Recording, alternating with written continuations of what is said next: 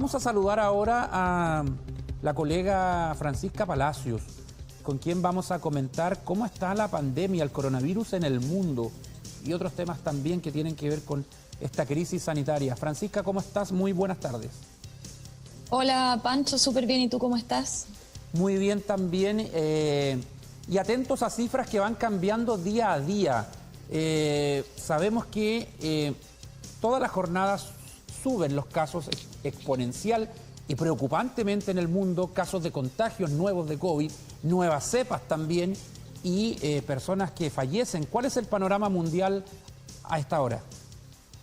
Mira, en este momento el panorama mundial está donde Estados Unidos registra las peores cifras.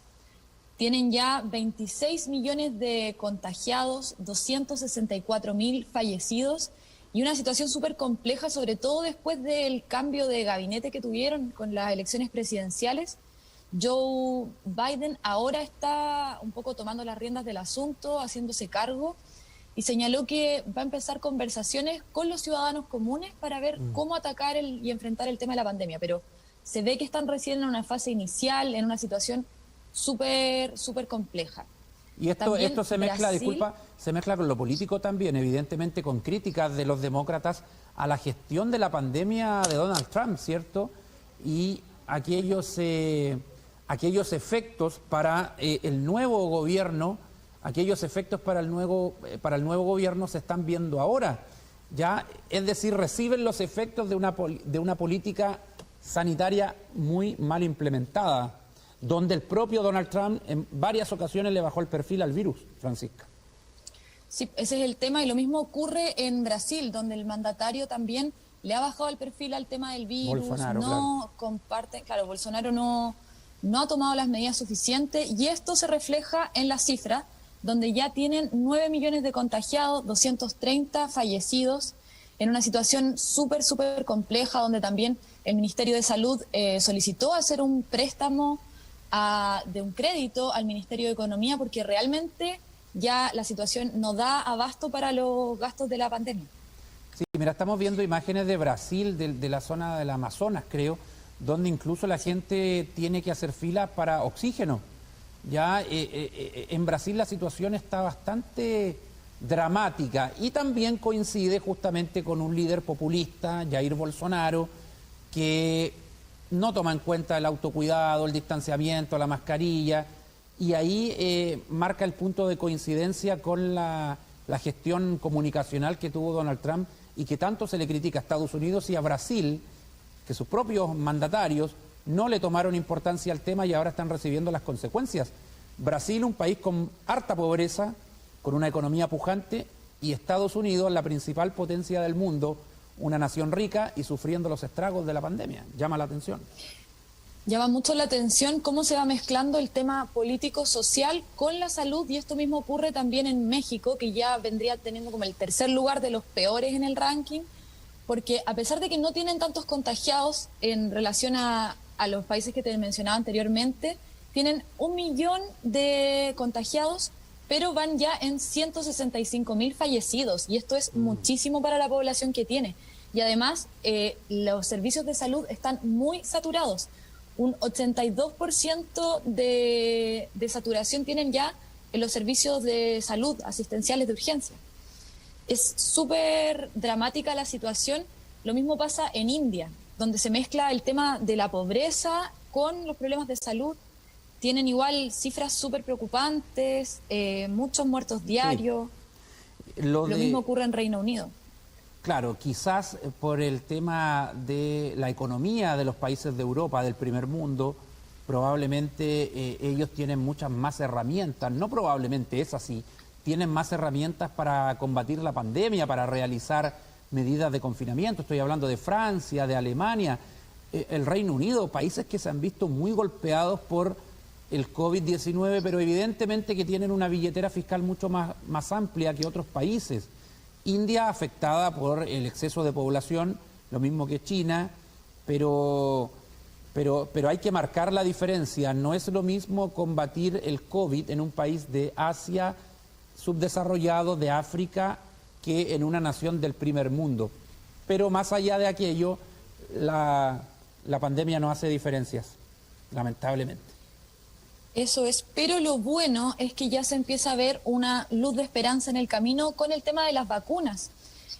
Hay ya entre 250 y 300 candidatas para empezar a funcionar ya. 11 de estas están aprobadas en las fases finales del estudio y en este momento 5 vacunas se están administrando en todo el mundo. Yo creo que los nombres ya nos van sonando. Está Pfizer, que tiene un 95% de función, digamos, que es como la eficacia, esa es la palabra, eficacia.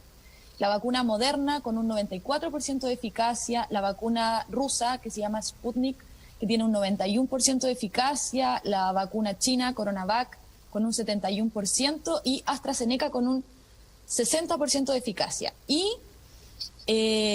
bueno, acá en Chile empezamos hace poco con las inoculaciones a la población de riesgo, a los adultos mayores, pero por ejemplo en Israel empezaron el 20 de diciembre con la vacunación y se nota sobre todo en este momento cómo han disminuido los casos, cómo la gente ya empieza a sentirse mejor, son menos los contagios, se reduce la saturación en los centros de salud, de los centros asistenciales. Sí, lo de Israel, estamos viendo imágenes también, ha llamado la atención porque ellos se adelantaron bastante en la campaña de vacunación, compraron remesas también, ellos tienen una tecnología avanzada, por lo demás un sistema de salud muy desarrollado ya y está siendo mirado con mucha atención por el resto del mundo. Sí.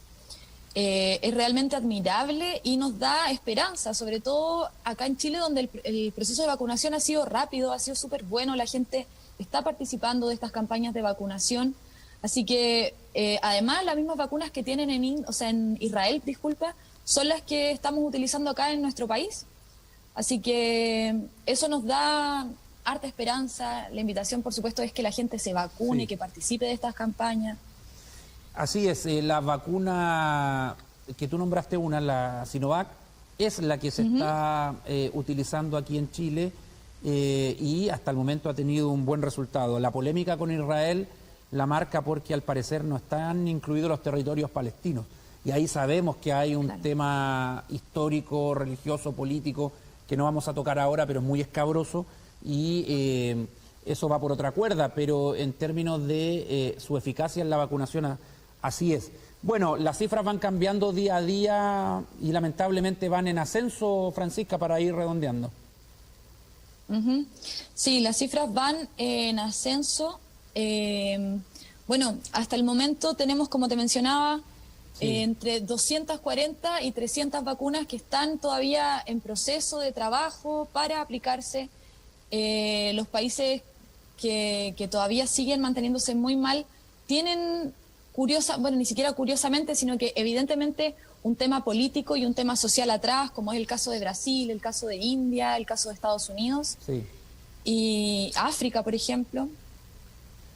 Sí, evidentemente ahí hay una diferencia en las economías de los países para el combate, porque esto requiere plata, requiere recursos y gestión política. Gestión primero y los recursos.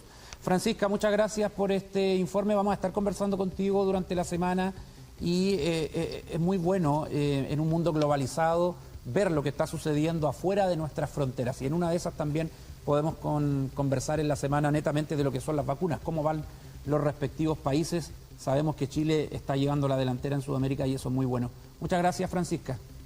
Gracias, Pancho, que estés muy bien.